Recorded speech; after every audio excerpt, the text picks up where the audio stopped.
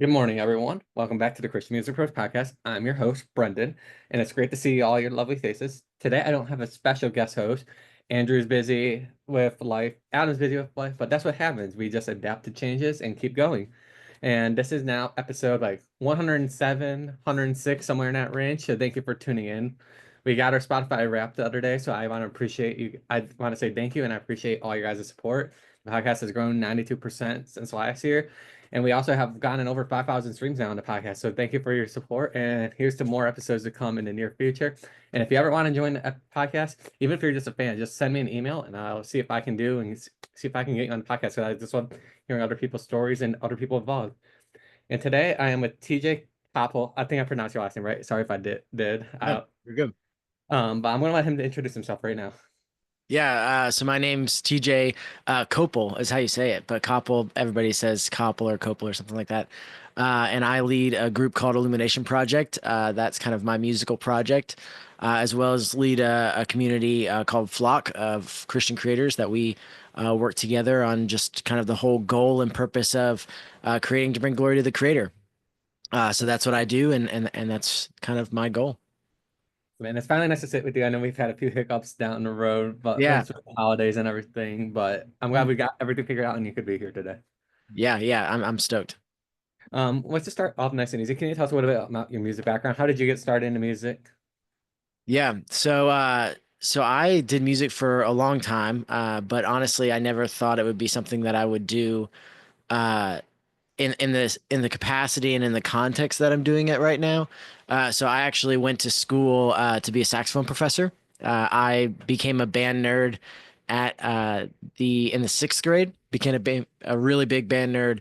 I just fell in love with music and saxophone and teaching and sing. Like I just wanted to perform, and so I went to college for that, and that's what I studied until kind of the Lord called me into worship leadership and what that looked like. And so I kind of left my saxophone career, left school, and went to seminary and began to study there. And began to kind of practice being a worship leader and a worship pastor and serving in that capacity in different churches. And so when I was in those contexts, that's when I started writing more music and started kind of working on my own stuff, but also getting opportunities to lead and kind of cultivate environments of worship for people. And that's when I kind of fell in love with that and kind of creating environments where people can begin to lift their eyes and their gaze to our King in both music and I think you lost my video for a second. You're good. It happens. What this is just yeah, it happens in a nutshell. Like people freeze or whatever. So Yeah, no, it's good. I'm gonna make sure my camera wakes up here, and is not just. I think it might be on me, but I have a backup camera in case. There we go. behind the scenes footage, guys. Here we go. Behind the scene footage of me messing with the camera. But I think oh, great, What happens?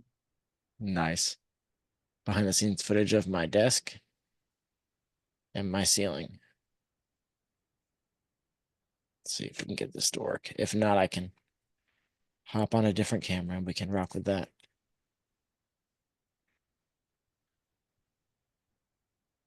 This is what editing's for, right?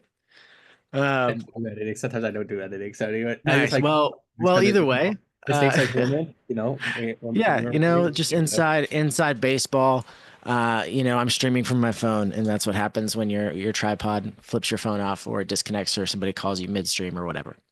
But yeah, so I kind of fell in love with leading worship and doing that, and that was kind of my introduction, and that was kind of the birth of Illumination Project because I just started getting called to lead worship at churches or for events, and then began to write a little bit. And the idea of the TJ Cople band just sounded awful, and I just wanted to kind of figure out a way in which I could make something that would be something that was always evolving, a project of sorts, but also pushing Christ to the front and making him the forefront of what I'm making and doing, no matter what the context.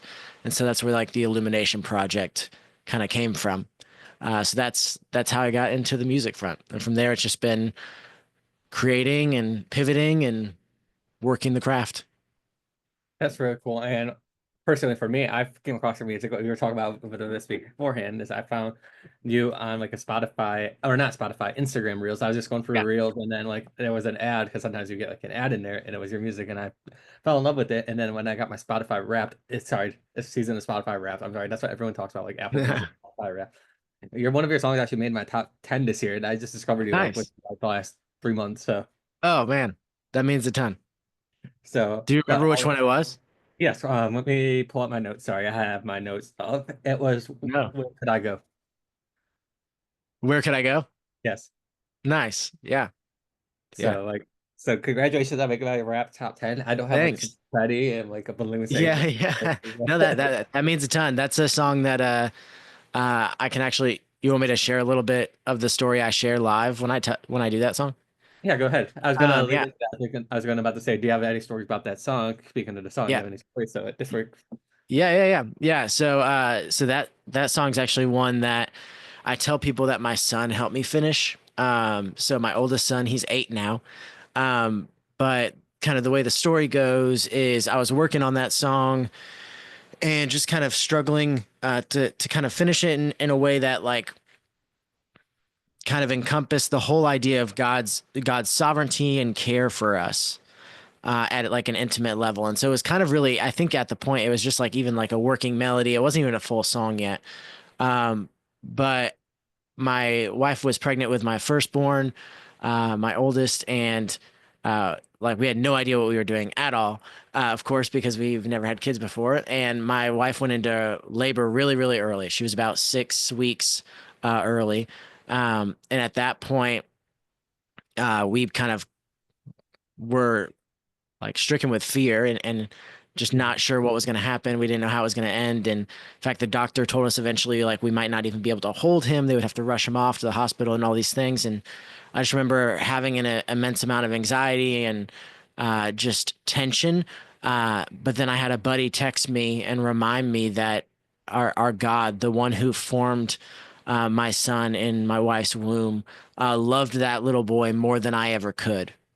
And that kind of at that moment, because of the weight of the moment and because of my fatherly instinct that was already dwelt like in me, Mhm. um, that was uh, then used by God's grace to show me the fatherly love of our father towards me and my son, and just kind of allowed me to see just a deeper um, just a deeper breadth of who he was, and that there was indeed like nowhere I could go that was out of his reach of grace, of mercy, of patience, of kindness. Just like my son now, like there's nothing he can do that is out of bounds of my love, right?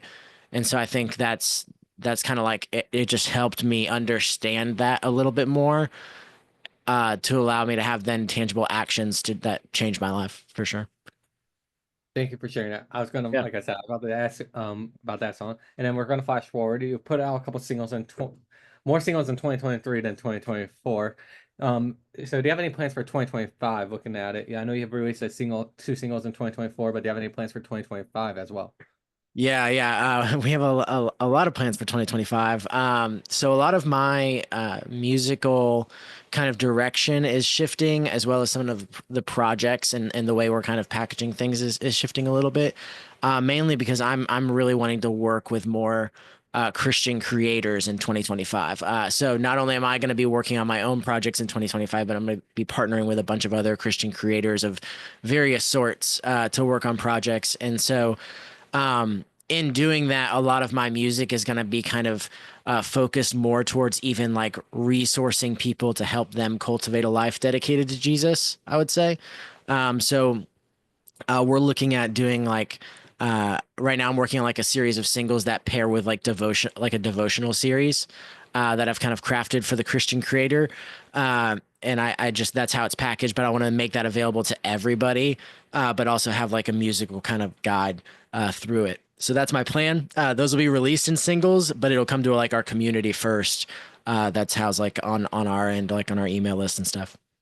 And make sure to follow his page, Illumination Project. Yeah. and easy to remember because make sure to follow to stay up to date with TJ's music and all his stuff. Looking Yeah. at this past year, you released two singles. You released "Jesus is the King" and "Satisfied." And can you tell us a little bit about the writing process of those songs from when where you started to now? Like, how has your writing process had changed through the years? Yeah. So a lot of my writing before now was actually like a lot of co-writing. And I think a lot of that was more because I wanted the community side of co-writing, and I still do, and I still love to co-write. But I think what I'm looking forward to over the next couple months, anyways, of the next few songs that are going to come out, are the actual like deep dive reflection from just me, like solo writing, not co-writing, which will be fun. And then I'll start to co-write again, just because I like that process. I think when you co-write with somebody, you end up getting a better song because of the community that it actually makes. But I am looking forward to finally just kind of. I think "Jesus is the King" is a song that was uh, one that I just needed to write as like a fun kind of anthem. And then as we do more green room sessions like "Satisfied in You" and stuff like that, like I want to dive a little bit deeper into self-reflection and do maybe more acoustic style stuff. We'll see as far as musical style, but uh, as far as writing goes, looking forward to just the solo. And we kind of touched it. I touched about this. Just for the people that are watching, I am about to do a future landscape of Christian music episode. You'll see some familiar faces. I think one of the new landscape ways is the acoustic style writing and all that, like acoustic Mhm. performance. I think that's where a lot of the music is going towards. Yeah, yeah, And I love oh, it, and I think it allows me to show two sides of what we do because I love the like big production and layers and fun stuff. But I think dialing it back and having acoustic moments or even acoustic versions of, I'm just gonna start putting out more of because I think it'll be fun. and a lot of these self-reflection songs are some of the best songs in music, in my opinion. I think some of these self-personal songs are some of the best music songs you can hear like today. Yeah, yeah, Do you have any events coming up for people to check out your music? I know you're probably like a worship leader at church, so they can always see, oh, like I can go to a church and listen to him sing. But do you have like any events coming up? I know we're getting towards the tail end of the year now, but tail end of the year, yeah. early next year. Yeah, we know we I don't have any like particular live events coming up for the end of the year. We are talking about some stuff maybe like end of fall and for sure over the summer of 2025 we'll be doing stuff.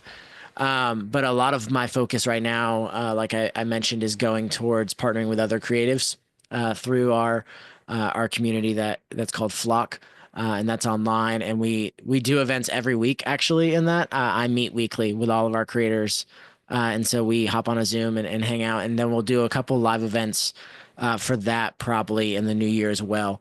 Um, Whether those are in person or not, I can't disclose, but we are we are doing some events coming up in the next couple months. And everyone stay, like I said, beginner, pay attention to TJ's page for everything.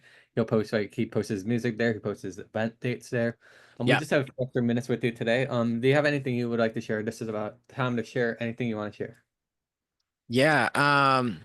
I think I'm really excited about what the Lord has planned for Christian creators in general in 2025. And I know we were talking about this a little bit before the podcast started, but um, I think we're trending up.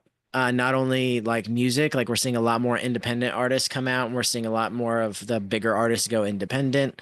But I think that also is gonna lend itself to a whole little world of Christian creators, both in like the YouTube, the podcast, you know, the art spaces, like all these different little spaces in which we're quiet on the Christian front, but seem to be pretty have a lot of momentum on the secular front. I think I'm excited to see what the Lord has planned for those Christian creators in the new year. And so that's obviously like what I'm leaning into, given all the stuff that I'm making on my page. But I'm really excited and just looking forward to what the Lord's going to do there.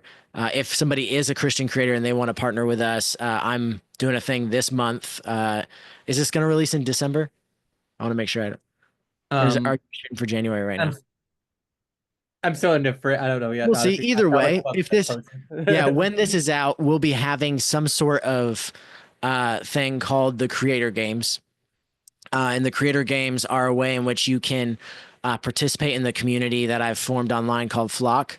And when you participate by making things, giving feedback to other people's things, and giving encouragement to other people's work, like by participation in the community, if you rank on the leaderboards and win, and you're the one who gives the most, I want to give you my time as well. And so I'm going to work on a project with you for just a 4 hour deep dive on whatever you're working on and whatever that would look like. So that's something we're doing in December and most likely in January as well. So definitely check that out.